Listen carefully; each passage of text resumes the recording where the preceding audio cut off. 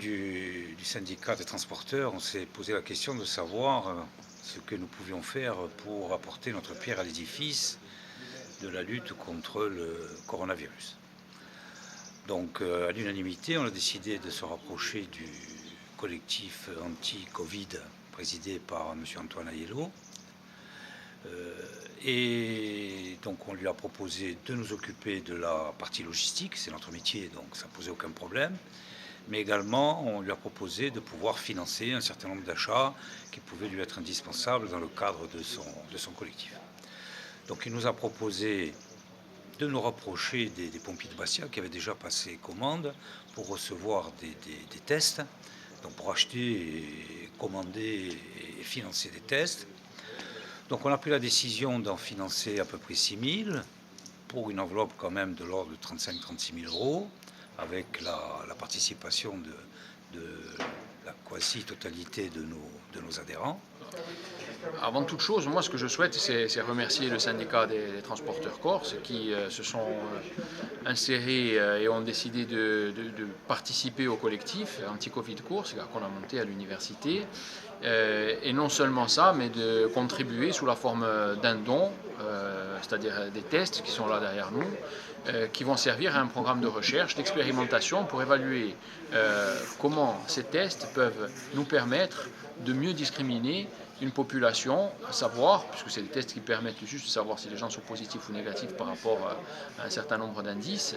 Et à partir de là, nous, ce que l'on souhaite, c'est pouvoir les croiser avec d'autres modes d'analyse, que ce soit sanguin, que ce soit PCR, que ce soit même des scanners, l'analyse clinique bien sûr, et essayer d'évaluer leur performance et surtout où se situe leur positif. C'est-à-dire quand ils déclarent quelqu'un positif, à un moment donné, à quelle période ça se passe, et surtout aussi permettre à partir de ces tests-là, de ces 5000 tests, de pouvoir cribler les gens et leur permettre de s'isoler de leur contexte familial pour préserver leur famille et de préserver aussi, bien entendu, leur environnement professionnel.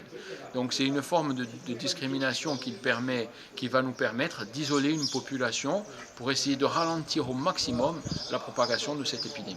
Ces tests vont être distribués en fonction du projet de recherche dans plusieurs lieux, en partenariat avec des laboratoires, en partenariat aussi avec des entreprises qui ont des responsables d'hygiène et sécurité qui vont pouvoir faire ces tests. Ces tests ne sont pas des tests médicaux, voilà. Mais des médecins peuvent aussi, au moment de leur diagnostic clinique, utiliser ces tests-là pour essayer de faire ce qu'on appelle du benchmarking, en fait, pour essayer d'évaluer l'efficacité de ces tests et voir comment est-ce qu'on va pouvoir les utiliser à plus grande échelle, puisque l'objectif, c'est bien entendu de mesurer pour pouvoir gérer. Et sans mesure aujourd'hui et sans capacité à faire des tests, on est complètement en aveugle. Aujourd'hui, la Corse a déjà obtenu à travers le laboratoire de l'université un moyen supplémentaire de test qui vient s'insérer dans le paysage. Ça a été une des revendications de notre collectif.